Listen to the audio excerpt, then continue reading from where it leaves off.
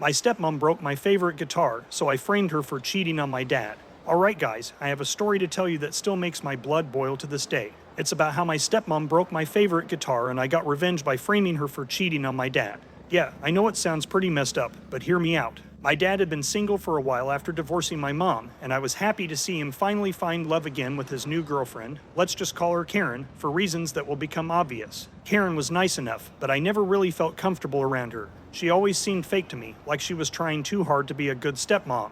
Anyway, one day I came home from school and found my favorite guitar, a Gibson Les Paul that my dad had given me for my birthday, lying in pieces on the floor. Two of the tuning gears had snapped off at the wood, so I couldn't just replace them, and there was a large crack running down the entire neck. I was absolutely devastated. That guitar was my prized possession, and I had spent countless hours practicing and playing on it. I asked my dad what had happened, and he told me that Karen had accidentally knocked it over while dusting. I was skeptical. How do you accidentally knock over a guitar that was sitting on a stand in the corner of the room? I asked Karen what had really happened, but she just gave me a fake smile and said she was sorry. I knew she was lying, but I didn't have any proof, so I just had to accept it and move on. But then things got worse. A few days later, my dad had to go out of town for a business trip, and Karen was left in charge. I came home from a half day at school to find her in the kitchen with another man. Apparently she had forgotten about the half day. I was stunned. Did Karen have a boyfriend? What was going on? After the man left, Karen came and told me that he was an insurance agent that was coming by to give her a proposal on some new insurance policies.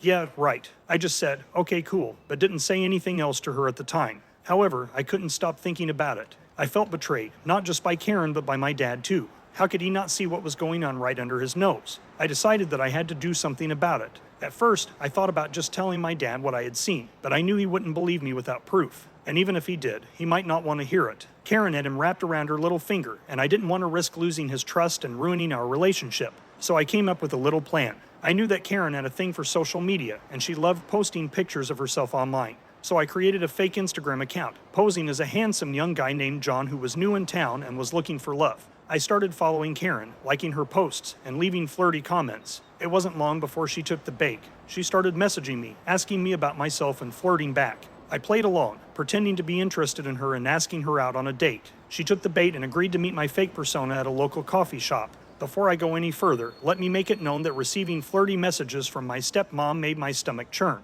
It was so hard to even look at her from the days leading up to the coffee date. I'm literally getting the shivers as I am writing this. It's not that she isn't a nice-looking lady, but she's my stepmom. Yuck. Anyway, I made sure to get there early and hide in a corner booth, waiting for Karen to arrive. I never wore hats, but I literally wore one that day, and I even had a newspaper with me in case I needed to hide my face. She walked in and started looking around for John, and when she didn't see him anywhere, she ordered a coffee. After getting her coffee, she sat down at a table that faced away from me. At first I was wondering how I was going to get a clean pie of her, but then some clouds came by and changed the lighting outside enough that it made her reflection in the glass really pop. Boom. I pulled out my phone and took several pics of her. You could clearly see that it was her. After getting what I needed, I snuck out the side door and went home. I was feeling a mix of emotions, relieved that I had the evidence I needed, but also disgusted by what I had just done. It was a dirty trick, but I felt like I had no other choice. The next day, when my dad came back from his business trip, I waited until Karen was out of the house before showing him what I had discovered.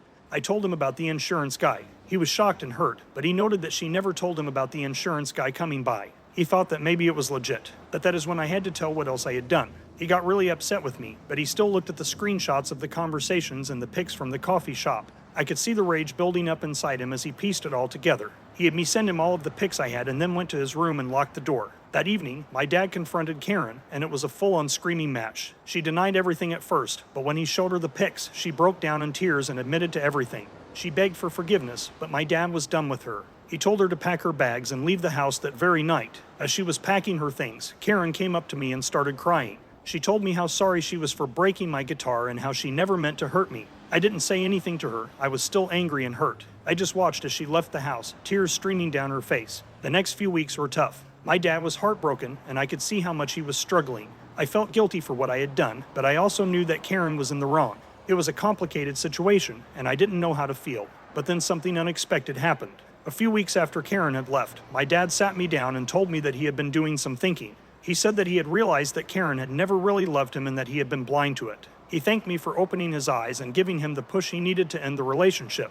And then he surprised me by handing me a brand new Gibson Les Paul. He said that he knew how much my old guitar had meant to me and that he wanted to make it up to me. I was speechless. I had never expected him to do something like that. From then on, things got better. My dad and I grew even closer, and we both moved on from the whole Karen debacle. It was a tough lesson, but I learned that sometimes you have to do what you think is right, even if it's not easy. Looking back on it now, I realize that what I did was wrong. It was manipulative and dishonest, and I shouldn't have resorted to those tactics. But at the same time, I can't deny that it worked. It got Karen out of our lives and allowed my dad and me to move on.